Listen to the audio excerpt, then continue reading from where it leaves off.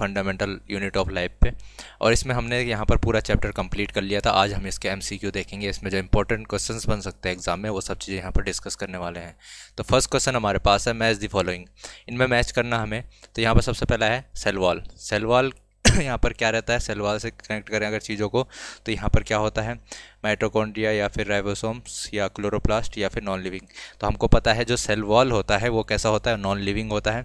तो यहाँ पर पहले का तो हमारे पास डी हो जाएगा, पहले का डी हो जाएगा। फिर बात करते हैं powerhouse of the cell.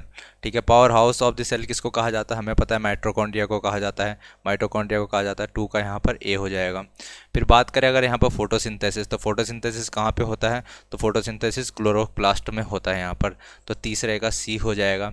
And बात करें अगर यहाँ पर प्रोटीन सिंथेसिस, तो प्रोटीन सिंथेसिस कहाँ होता है, तो चौथे का यहाँ पर बी हो जाएगा, फोर्थ का बी हो जाएगा। और ये कौन सा ऑप्शन में आपको देखने को मिल रहा है, पहले का डी कहाँ देखने को मिलता है, ए में, इसमें नहीं है, इसमें नहीं है, इसमें पहले का डी, तो ये वाला ऑप्शन आपका हो जाएगा। ये तीसरा ऑप्शन जो है, ये वाला ऑप्शन आपका यहाँ पर सही हो जाएगा। तो ये सब चीज़ें, 4 इन्फॉर्मेशन आपको यहाँ से मिलती है इस क्वेश्चन से, इन चारों को आप याद कर लेना।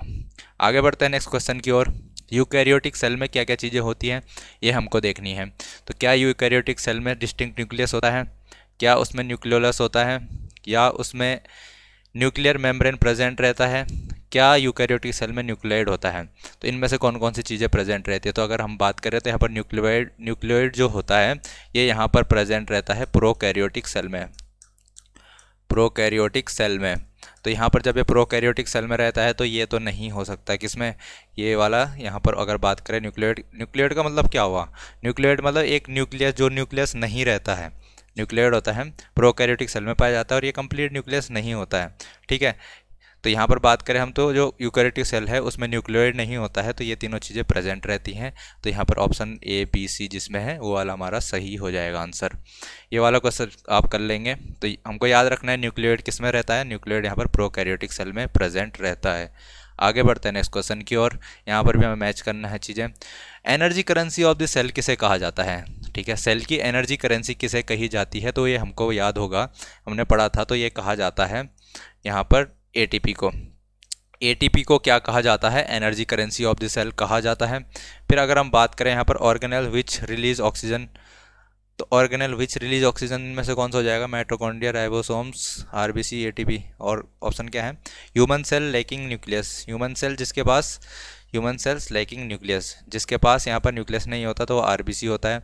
यहाँ पर 3 का क्या हो जाएगा, 3 का सी हो जाएगा। सिंथेसिस ऑफ प्रोटीन, प्रोटीन का सिंथेसिस कौन करता है, राइबोसोम करते हैं। 4 का यहाँ पर बी हो जाएगा। अब ये माइटोकॉन्ड्रिया कहाँ से आ गया। ठीक है, ऑर्गेनल विच रिलीज ऑक्सीजन, तो इस माइटोकॉन्ड्रिया को काट देना, यहाँ पर इसकी जगह लिख लेना क्लोरोप्लास्ट, क्लोरोप्लास्ट। ठीक है, तो ऑर्गेनल जो क्या करता है, ऑक्सीजन रिलीज करता है, वो कौन होता है, यहाँ पर क्लोरोप्लास्ट होता है। तो यहाँ पर थर्ड क्या आ जाएगा, सेकेंड का ए आ जाएगा। ठीक है, तो फर्स्ट का डी, सेकेंड का ए, थर्ड का सी, फोर्थ का बी कौन सा ऑप्शन में दिखता है, तो यहाँ पर इस वाले ऑप्शन में हमको ये चीज़ें देखने को मिलती है। ये वाला आंसर हमारा सही हो जाएगा। आगे बढ़ते हैं नेक्स्ट क्वेश्चन की ओर। नेक्स्ट क्वेश्चन क्या है, नेक्स्ट क्वेश्चन पूछता है हमसे match the following with the correct response. इनमें से हमको करेक्ट देखना है।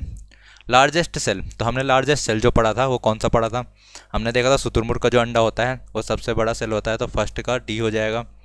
ठीक है, फिर बात करते हैं स्मॉलेस्ट सेल। स्मॉलेस्ट सेल हमने क्या देखा था, माइकोप्लाज्मा, तो दूसरे का ए हो जाएगा। माइक्रोप्लाज्मा जो होता है ये क्या होता है, स्मॉलेस्ट सेल होता है। सिंगल सेल की बात करें, सिंगल सेल कौन होता है, तो यहाँ पर बात देखेंगे हम, सिंगल सेल कौन होता है, तो अमीबा एक सिंगल सेल होता है।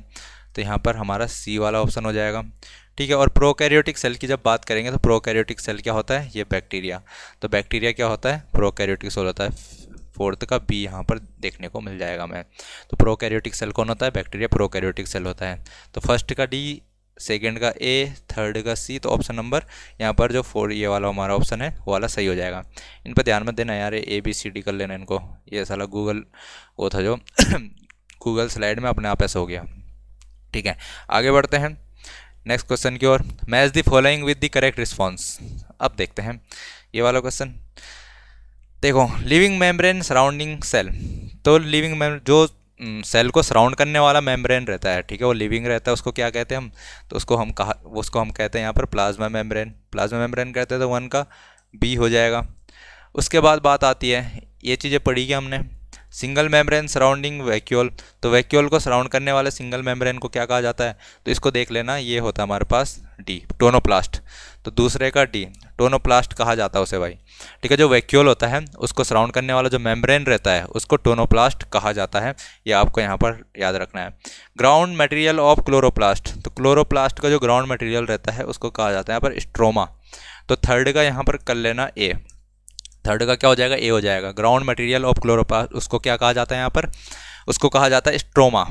और हमको पता है fold of inner membrane in mitochondria, mitochondria का जो अंदर वाला मेम्ब्रेन रहता है उसमें फोल्ड्स रहते हैं, उस वाले पार्ट को क्या कहा जाता है, तो उन फोल्ड्स को फोल्ड को कहा जाता है क्रिस्टी, ठीक है। क्या कहा जाता है, क्रिस्टी कहा जाता है। हमको पता है फोल्ड किस कारण किस काम आते हैं फोल्ड, तो हमको पता है जितना ज़्यादा फोल्ड होंगे उतने ज़्यादा वहाँ पर सरफेस प्रोवाइड होगी, कौन किस चीज़ के लिए, जो एटीपी जनरेटिंग केमिकल रिएक्शंस होती हैं उनके लिए यहाँ पर उतनी ज़्यादा सरफेस प्रोवाइड होगी, तो वहाँ पर उतनी ज़्यादा एटीपी जनरेट होगी। तो यहाँ पर क्या क्या हो गया, फोर्थ का कौन सा हो जाएगा, फोर्थ का सी वाला।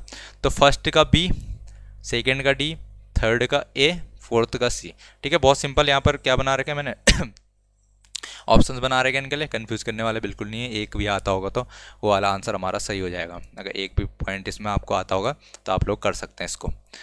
आगे बढ़ते हैं नेक्स्ट क्वेश्चन की ओर। Match the following with the correct response, correct response बताएं भाई। तो जीन्स, जीन्स क्या होते हैं, genes loss of water by plant cell, अरे नहीं, गैसेज, हेरिडेटरी यूनिट्स, या फिर जीन्स, जीन्स क्या होता है, हेरिडेटरी यूनिट्स होते हैं बिल्कुल। तो वन का क्या हो जाएगा, सी हो जाएगा। फिर बात आती है यहाँ पर डिफ्यूज़न, डिफ्यूज़न क्या होता है, तो diffusion loss of water by plant cells, gases, movement of water molecules.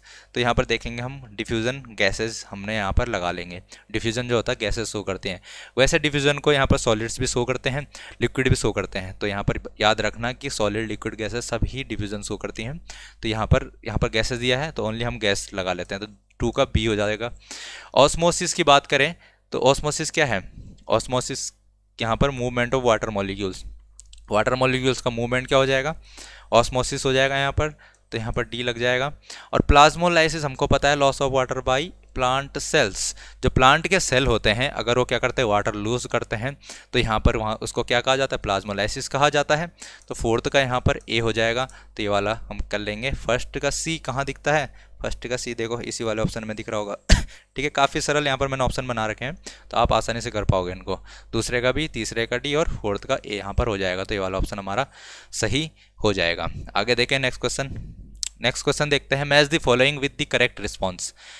Correct response देखें भाई, इसमें लार्ज साइज वैक्यूल्स किस में पाए जाते हैं, तो डायरेक्टली यार ये तो हो गया, पहले का ए वाला हो जाएगा।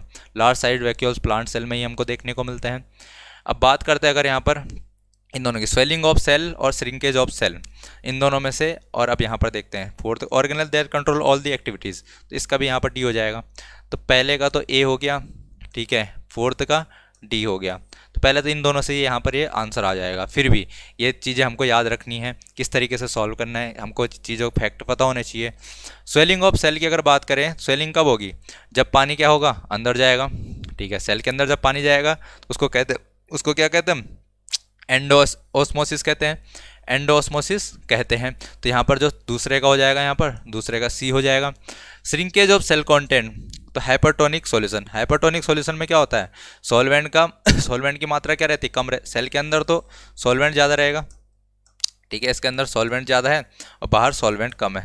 सॉल्वेंट कम यानी कंसंट्रेशन कम है, सॉल्वेंट में सॉल्वेंट की कंसंट्रेशन बाहर कम है, तो वाटर क्या होगा, अंदर से बाहर की ओर जाएगा, अंदर से बाहर की ओर जाएगा, मतलब ज़्यादा वाटर अंदर से बाहर, कम वाटर बाहर से अंदर आएगा। तो रेट ऑफ फ्लो क्या रहेगा यहाँ पर वाटर का, तो यहाँ पर क्या होगा, बाहर के लिए जाएगा जब ज़्यादा, तो वहाँ पर क्या हो जाएगा, श्रिंक हो जाएगा। तो यहाँ पर हमको देखने को मिलेगा थर्ड का हो जाएगा बी, तो थर्ड का बी यहाँ पर लगा लेंगे हम। तो यहाँ से हमारे पास इसका आंसर हो जाएगा, फर्स्ट का ए दिख रहा होगा, एक ही में दिख रहा होगा, तो ये वाला हो जाएगा। सेकेंड का सी, तो ये वाला ऑप्शन, काफ़ी सिंपल ऑप्शन यहाँ पे बना रखे हैं, ठीक है। एक भी आता होगा तो आप कर लेंगे, बट चीज़ें आपको ये याद होनी चाहिए, क्योंकि पेपर में डायरेक्ट क्वेश्चन पूछा जा सकता है। पेपर में इतने आसान ऑप्शन बना के आपको देंगे नहीं, ठीक है, वहाँ पर आपको कन्फ्यूजिंग ऑप्शंस बना के देंगे, तो आपको सारे के सारे चीज़ों के बारे में पता होना चाहिए। यहाँ पर तो आपको एक भी चीज़ पता है तो आप यहाँ पर से आंसर टिक कर पाएंगे सही वाला, बट अगर आपको यहाँ पर चीज़ों को करना है पेपर में जल्दी से, ठीक है, तो आपको सारी की सारी चीज़ें याद होनी चाहिए। आगे बढ़ते हैं नेक्स्ट क्वेश्चन की ओर। नेक्स्ट क्वेश्चन क्या है, match the following. Lysosomes, lysosome क्या होते हैं यार, डायरेक्ट लगा लोगे आंसर। लाइसोसोम होते हैं सुसाइडल बैग्स। लाइसोसोम्स को क्या कहा जाता है, सुसाइडल बैग्स कहा जाता है। तो 1 का क्या हो जाएगा यहाँ पर, सी हो जाएगा। फिर बात करेगा सेंट्रियोल। सेंट्रियोल हमने सुना नहीं है, अभी देखेंगे सेंट्रियोल क्या होता है। Processing and packaging of cell secretions, ठीक है, इसको भी अभी देखते हैं। सिंथेसिस ऑफ लिपिड्स, ये तो हमने सीधे पढ़ा हुआ था, ठीक है। सिंथेसिस ऑफ लिपिड, लिपिड का सिंथेसिस कौन करता है, तो लिपिड का सिंथेसिस कौन करता है भाई, तो ये करता है हमारा स्मूथ एंडोप्लाज्मिक रेटिकुलम। हम बात करते हैं जब, तो यहाँ पर स्मूथ जो क्या होता है एंडोप्लाज्मिक रेटिकुलम, हमने देखा था किस चीज़ का सिंथेसिस करता है, लिपिड्स का सिंथेसिस करता है, ये हमने पढ़ा हुआ है।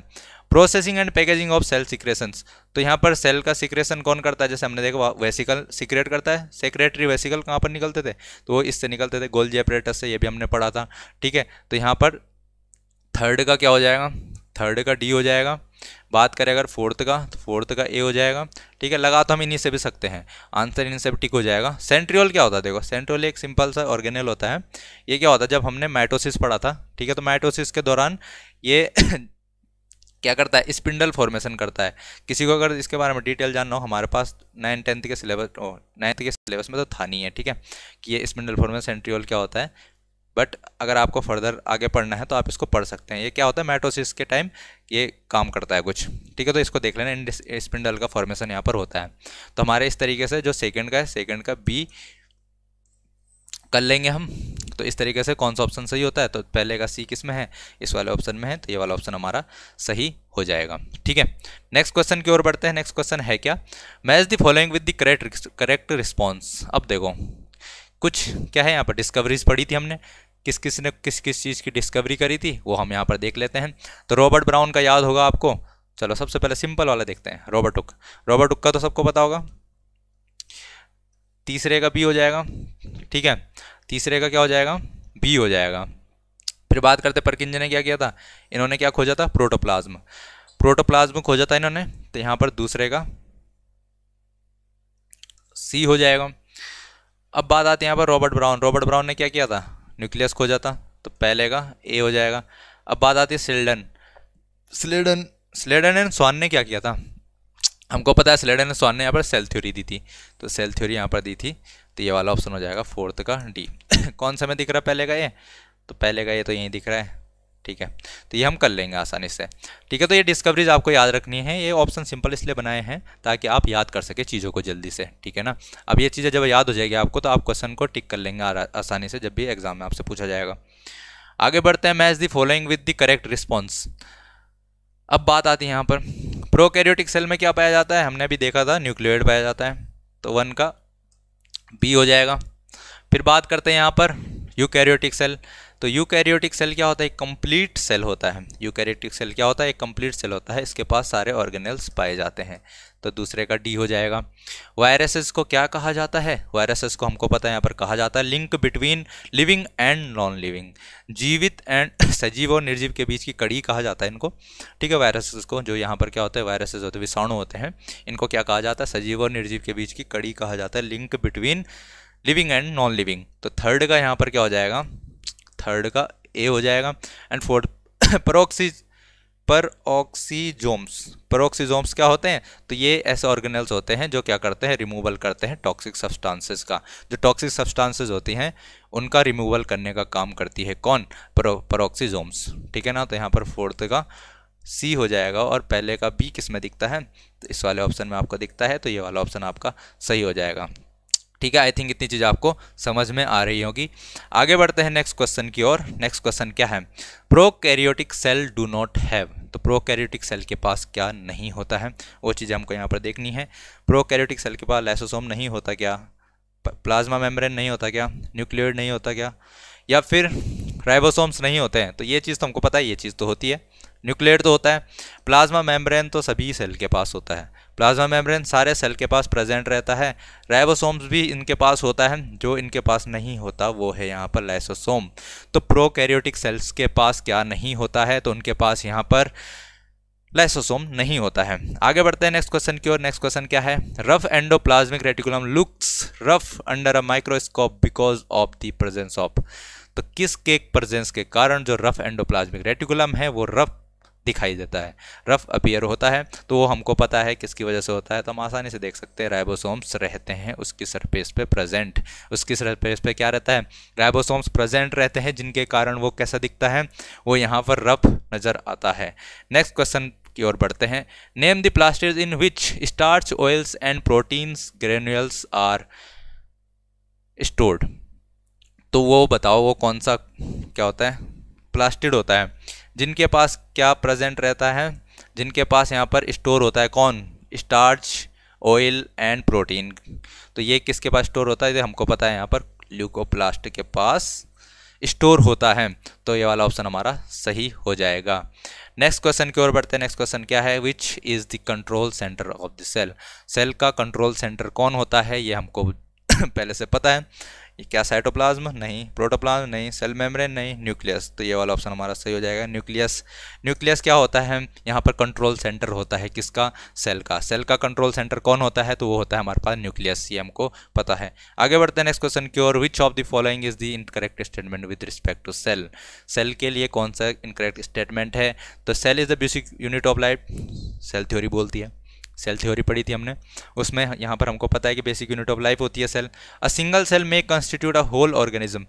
एक सिंगल सेल में क्या कर सकती है, पूरे ऑर्गेनिज्म बना सकती है। बिल्कुल सही बात है, सिंगल सेल ऑर्गेनिज्म भी तो यहाँ पर प्रेजेंट रहता है, तो वो भी मौजूद होते हैं, तो ये भी सही आंसर है। All cells do not rise from pre existing cell. अब ये बोल रहा है कि जो ये क्या है, सभी सेल हैं, all cell do not rise from pre existing cell से सभी सेल अराइज नहीं होते हैं। तो क्या ये बात सही है, ये बात बिल्कुल गलत है, ये बात बिल्कुल गलत है।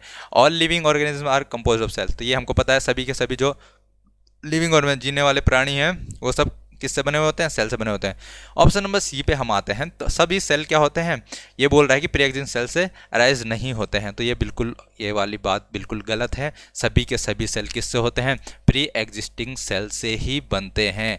तो ये वाला हमारा ऑप्शन सही हो जाएगा इसमें, ठीक है। ये क्या है, इनकरेक्ट स्टेटमेंट है। आगे बढ़ते हैं नेक्स्ट क्वेश्चन की ओर। A prokaryotic cell contains. Prokaryotic cell के बारे में हमने पढ़ा था, ठीक है, कल वाले लेक्चर में। तो हमने देखा था कि उसके पास सिंगल क्रोमोसोम होता है, तो इसका पहला वाला ही ऑप्शन सही हो जाएगा। तो आपको ये बात याद रखनी है। आगे बढ़ते हैं। Name 2 cell regions containing their own genetic material. तो हमको बताना है वो कौन कौन सी चीज़ें हैं, वो कौन कौन सी चीज़ें होती है सेल के अंदर जिनके पास अपना खुद का जेनेटिक मटेरियल होता है। तो यहाँ पर ऑप्शन है हमारे पास लाइसोसोम एंड राइबोसोम, बिल्कुल गलत बात है। न्यूक्लियस एंड माइटोकॉन्ड्रिया, तो ये बिल्कुल सही ऑप्शन हो जाता है, क्योंकि न्यूक्लियस एंड माइटोकॉन्ड्रिया के बाद खुद का डीएनए यहाँ पर प्रेजेंट रहता है, ठीक है, ये बात आपको पता है। आगे बढ़ते हैं नेक्स्ट क्वेश्चन की ओर। नेक्स्ट क्वेश्चन है हमारे पास। During diffusion there is spontaneous movement of particles from a region of higher concentration to a region of lower concentration in a given volume of. तो किसके, ठीक है, हायर कंसंट्रेशन से lower concentration की वो मूवमेंट होगा, किस चीज़ का होगा वो हमको देखना है। लिक्विड और गैस का होगा, सॉलिड और गैस का होगा, सॉलिड का होगा, लिक्विड और गैस। तो यहाँ पर एक और ऑप्शन बना लेना, सॉलिड, लिक्विड और गैस, ठीक है, और इसी को टिक कर लेना।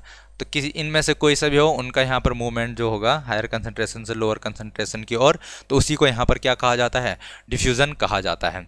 आगे बढ़ते हैं नेक्स्ट क्वेश्चन की ओर। नेक्स्ट क्वेश्चन क्या है अगला क्वेश्चन हमारे पास। The free living cell in the pond water were discovered by. तो जो यहाँ पर लिविंग सेल था सबसे पहले उसको किसने डिस्कवर किया था, ये आपको पता होना चाहिए और ये आपको पता भी होगा। क्या ये रॉबर्ट ब्राउन ने किया था, इन्होंने तो न्यूक्लियस खोजा था, इन्होंने सेल खोजा था, इन्होंने गोल्जी एपरेटस खोजा था, और ये हमारे पास ऑप्शन जो डी है एंटोन वॉन लीवेनहॉक, इन्होंने क्या करा था यहाँ पर, इन्होंने यहाँ पर लिविंग सेल को डिस्कवर किया था सबसे पहले, ठीक है। तो ऑप्शन डी यहाँ पर सही आंसर हो जाएगा। नेक्स्ट क्वेश्चन की ओर बढ़ते हैं। Which statement is incorrect with respect to multicellular organisms. तो मल्टी सेलुलर ऑर्गेनिजम्स के लिए कौन सा स्टेटमेंट यहाँ पर रॉन्ग हो जाता है, वो चीज़ हम देखते हैं। Many cell aggregate in a single body, तो ये हमको पता है, बिल्कुल सही बात है, बहुत से सेल हो सकते हैं सिंगल बॉडी में। Various cell coordinate to form a functional organism, तो यहाँ पर बात करते हैं बहुत सारे सेल कोऑर्डिनेट करते हैं, तो किसके लिए फंक्शनल ऑर्गेनिज्म, एक फंक्शनल ऑर्गेनिज्म बनाने के लिए। फिर बात आती है every cell in the body is responsible to carry out all the functions of the body. हर सेल क्या बोल रहा है, प्रत्येक सेल यहाँ पर रिस्पॉन्सिबल है, कैरी आउट, प्रत्येक क्या है, आउट ऑल द फंक्शन, सभी फंक्शंस क्या करने के लिए, यहाँ पर सभी फंक्शन को करने के लिए प्रत्येक सेल अलग अलग है यहाँ पर बल इसका कहने का मतलब समझो कि ये सेल सारे काम करवा रहा है, ठीक है, ये सेल भी सारे काम करवा रहा है बॉडी के, तीसरा सेल ये भी सारे काम करवा रहा है बॉडी का, तो क्या ये सही होता है? तो बिल्कुल गलत बात है। ये वाली यहाँ पर बिल्कुल गलत बात हो जाएगी, इनकरेक्ट स्टेटमेंट हो जाएगा हमारे पास, क्योंकि पर कुछ सेल होते हैं जो अपना फंक्शन अलग करते हैं। जैसे हमारे पास फेफड़े हैं, फेफड़ों के सेल अलग होंगे, उनका काम फेफड़ों वाला काम होगा। किडनी के सेल अलग होंगे तो किडनी के सेल अलग काम, उनका अलग फंक्शन है। ये थोड़े ना है कि जो किडनी के सेल होंगे वो यहाँ पर फेफड़े वाले सेल का काम करने लग जाएंगे, ठीक है। तो ये वाला ऑप्शन हमारे पास बिल्कुल गलत हो जाएगा। Every multicellular organism originate from a single cell, ये बात बिल्कुल सही है। कोई सा भी मल्टी सेलुलर ऑर्गेनिज्म हो उसका निर्माण सिर्फ एक सेल से ही स्टार्ट होता है। आती इतनी बात समझ में? तो ये वाला हमारा क्वेश्चन हो जाएगा। नेक्स्ट क्वेश्चन की ओर बढ़ते हैं। नेक्स्ट क्वेश्चन जो है हमारे पास, eukaryotic cell range in the size from, तो यूकैरियोटिक सेल का जो साइज होता है वो कितना होता है? तो हमको पता है वो 5 से लेकर 100 माइक्रोमीटर तक होता है। तो ये वाला ऑप्शन हम टिक कर लेंगे, याद कर लेंगे इसको। आगे बढ़ते हैं। The test tubes A B and C are taken in with food samples of dal, mustard oil and rice. दाल लिया है एक सैंपल में, दूसरे में मस्टर्ड ऑयल लिया है, एंड थर्ड में क्या लिया है हमारे सेकंड में मस्टर्ड लिया है, थर्ड में राइस लिया है, और respect in the powder form में लिया है। On adding iodine solution, iodine solution add करने पे क्या मिलता है? ब्लैक कलर मिलता है। और इससे हमको क्या पता चलता है? Test tube A, black colour किस में मिलेगा? टेस्ट ट्यूब ए में मिलेगा, बी में मिलेगा, सी में मिलेगा, इनमें से किसी में नहीं मिलेगा। तो हम बात करते हैं यहाँ पर जो हमारे पास टेस्ट ट्यूब सी है, जिसमें क्या प्रेजेंट है?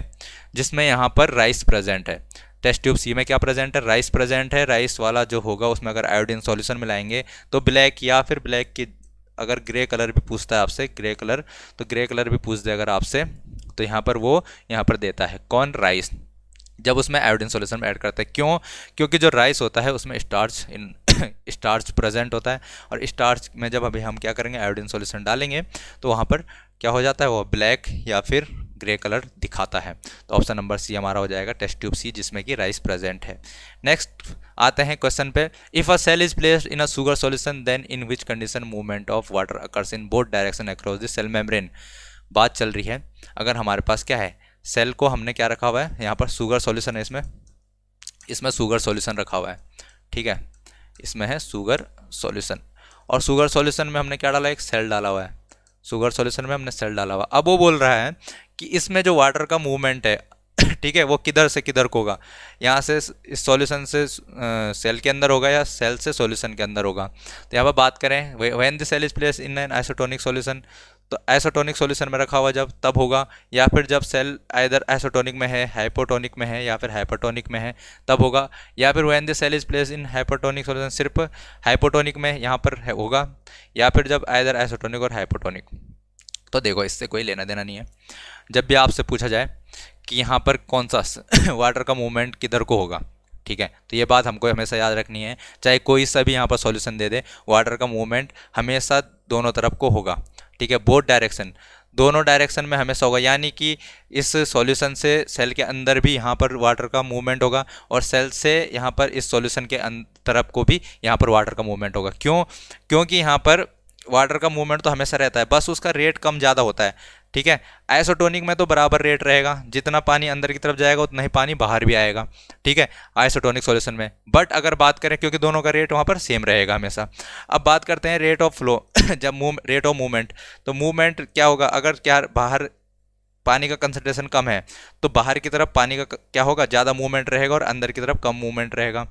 लेकिन अगर क्या है, अंदर पानी कम है और बाहर पानी का कंसंट्रेशन ज़्यादा है, तो अंदर की तरफ मूवमेंट ज़्यादा रहेगा और बाहर की तरफ कम मूवमेंट रहेगा, ठीक है। ये बात हमेशा याद रखनी है आपको कि मूवमेंट तो दोनों ही तरफ को रहेगा, ठीक है, बोथ डायरेक्शन, दोनों ही दिशाओं में यहाँ पर मूवमेंट देखने को मिलेगा पानी का, चाहे कोई सा भी यहाँ पर क्या हो, सॉल्यूशन दिया हुआ हो। ये बात हमेशा आपको याद रखनी है, चाहे आपको आइसोटोनिक सॉल्यूशन दिया है, चाहे आपको हाइपोटोनिक सॉल्यूशन दिया है, चाहे आपको हाइपरटोनिक सॉल्यूशन यहाँ पर दिया हुआ हो, हमेशा पानी का जो वाटर का मूवमेंट रहेगा वो बोथ डायरेक्शन में रहेगा। ये बात हमेशा आपको याद रखनी है, ये गलत करके नहीं आना है क्वेश्चन, ठीक है।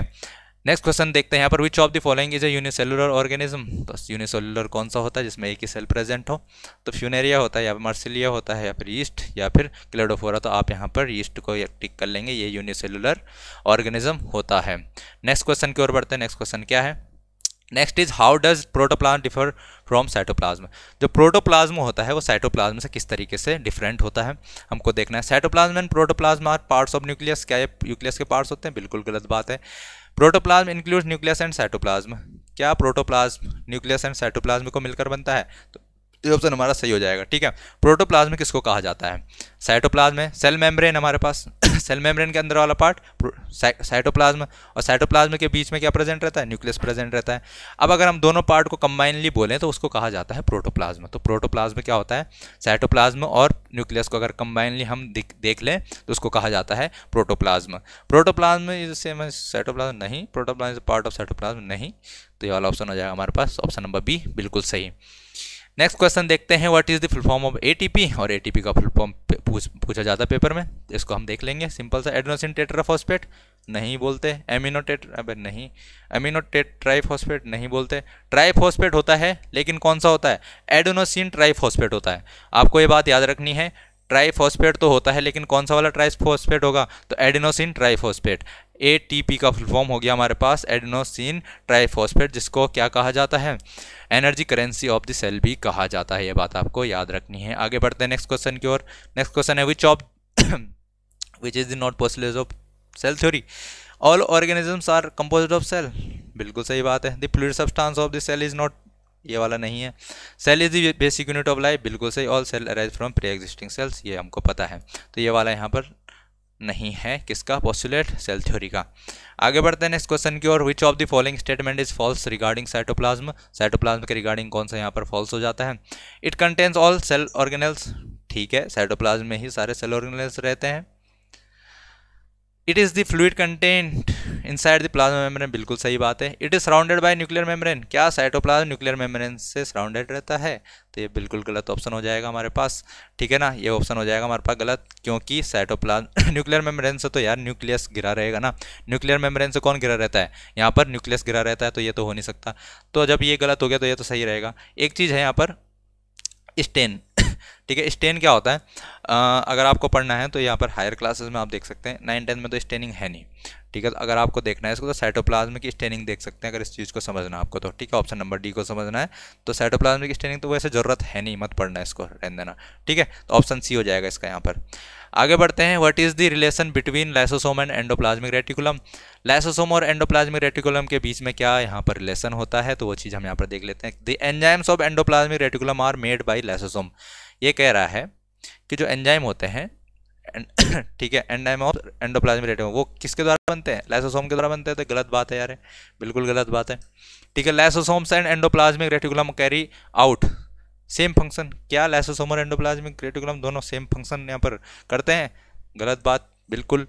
The enzymes of lysosomes are made by smooth endoplasmic reticulum, क्या जो एंजाइम्स है लाइसोसोम के वो स्मूथ एंडोप्लाज्मिक रेटिकुलम के द्वारा बनाए जाते हैं? तो ये बात भी गलत होती है, ठीक है, इसमें कंफ्यूज नहीं होता है। The enzymes of lysosomes are made by rough endoplasmic reticulum, तो जो लाइसोसोम के एंजाइम बनते हैं वो किसके द्वारा बनाए जाते हैं? तो वो रफ एंडोप्लाज्मिक रेटिकुलम के द्वारा बनाए जाते हैं, ये बात आपको याद रखनी है। जो यहाँ पर क्या होते हैं, एंजाइम होते हैं किसके? लाइसोसोम के, वो किसके द्वारा बनाए जाते हैं? तो यहाँ पर बनाए जाते हैं रफ एंडोप्लाज्मिक रेटिकुलम के द्वारा, ये बात आपको यहाँ पर याद रखनी है, ठीक है। नेक्स्ट क्वेश्चन की ओर बढ़ते हैं। नेक्स्ट क्वेश्चन क्या है? How are mitochondria able to make some of their own proteins, और किस तरीके से माइटोकॉन्ड्रिया एबल होता है अपनी किन को बनाने के लिए? खुद के कुछ प्रोटीन्स को बनाने के लिए, क्योंकि उसके पास क्या अपने एमिनो एसिड्स होते हैं, क्या उसके पास they have enzymes for protein synthesis, उसके पास एंजाइम्स होते हैं प्रोटीन सिंथेसिस के लिए, क्या उसके पास they have double membranes covering them, क्या डबल मेम्ब्रेन होने के कारण बनाता है वो, या फिर उसके बाद they have their own DNA and ribosome, तो उसके पास अपना डीएनए और राइबोसोम होता है, इस तरीके से ही वो क्या बना पाता है? अपने खुद के प्रोटीन्स वहाँ पर बना पाता है, तभी वो अपने खुद के प्रोटीन्स बना पाता है। क्यों? क्योंकि उसके पास अपना डीएनए और राइबोसोम्स प्रेजेंट रहते हैं, तो ये उसका कारण हो जाता है। नेक्स्ट क्वेश्चन की ओर बढ़ते हैं। The fine roots of plants absorb water from the soil through the process of, तो किस प्रोसेस के द्वारा जो प्लांट्स होते हैं वो रूट्स के जो रूट्स होते हैं वो यहाँ पर पानी को सोख पाते हैं, ठीक है, वाटर का एब्जॉर्प्शन कर पाते हैं, कौन से प्रोसेस के द्वारा यहाँ पर होता है? तो यहाँ पर वो प्रोसेस का नाम है हमारे पास ऑस्मोसिस। ऑस्मोसिस के द्वारा ही यहाँ पर जो वाटर होता है वो प्लांट के रूट्स एब्जॉर्ब कर पाते हैं, ठीक है, इतनी बात समझ में आती है। नेक्स्ट क्वेश्चन की ओर बढ़ते हैं। नेक्स्ट क्वेश्चन क्या है? Next, in which case does a single cell constitute a whole organism, तो होल ऑर्गेनिज्म तो यहाँ पर पूरा ऑर्गेनिज्म का फॉर्मेशन सिंगल सेल कौन सा होता है? तो यहाँ पर बात करें हम म्यूकोर होता है, स्पैरोगैरा होता है, या फिर क्या है भाई ये क्लेमिडोमोनास, क्लेमिडोमोनास है या फिर सारगासम, ठीक है, इनमें से कौन सा? तो क्लेमिडोमोनास, क्लेमिडोमोनास होता है सिंगल सेल ऑर्गेनिज्म है। एक इससे पहले भी देखा था हमने, वो कौन था? Yeast, yeast single cell organism होता है। यहाँ पर क्लेमिडोमोनास भी सिंगल सेल ऑर्गेनिज्म होता है, ये बात हमको याद रखनी है।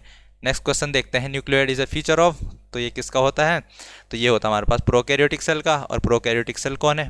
पैरामीशियम है या फिर साइनोबैक्टीरिया या फिर अमीबा? तो बैक्टीरिया, साइनोबैक्टीरिया जो आएगा जब भी देखने को मिलेगा वो यहाँ पर प्रोकैरियोटिक सेल होता है, और न्यूक्लियोइड उसी का एक क्या होता है यहाँ पर? फीचर होता है। ठीक है, तो ऑप्शन कौन सा हो जाएगा? साइनोबैक्टीरिया हम टिक कर लेंगे। नेक्स्ट क्वेश्चन आता है यहाँ पर, animal cell do not show the presence of, animal cell के पास हमको पता है क्या नहीं होता यार? क्रोमोप्लास्ट नहीं होता है, ठीक है ना? कौन सा नहीं होता? क्रोमोप्लास्ट नहीं होता, ये भी होता है, ये भी होता है और ये भी होता है, ठीक है, क्रोमोप्लास्ट नहीं होता अपने लोग के पास। Which of the following cell is visible to human eye, तो ह्यूमन आई में कौन दिख सकता है? स्पर्म सेल दिखता है क्या? एग ऑफ ऑस्ट्रिच यार दुनिया का सबसे बड़ा सेल है, तो यही तो दिखता होगा, ठीक है ना? तो किस चीज़ को देख सकते हैं हम? एग ऑफ ऑस्ट्रिच को देख सकते हैं, तो विजिबल टू ह्यूमन आई तो एग ऑफ ऑस्ट्रिच ही है जिसको हम नेक्ड आई से देख सकते हैं। कौन से सेल यहाँ पर सी शेप्ड होते हैं? सी शेप के कौन से सेल यहाँ पर होते हैं वो हमको बताना है। रेड ब्लड सेल होते हैं, यहाँ पर कार्टिलेज सेल होते हैं, नर्व सेल होते हैं, फिर वाइट ब्लड सेल होते हैं। तो यहाँ पर आपका जो ऑप्शन है नंबर बी वो वाला सही आंसर हो जाता है। कार्टिलेज जो सेल रहते हैं वो यहाँ पर सी शेप के होते हैं, ये बात आपको याद रखनी है। तो कार्टिलेज जो सेल रहेंगे वो किस शेप के रहेंगे? यहाँ पर सी शेप के यहाँ पर रहेंगे, आपको ये बात याद रखनी है। नेक्स्ट क्वेश्चन की ओर बढ़ते हैं।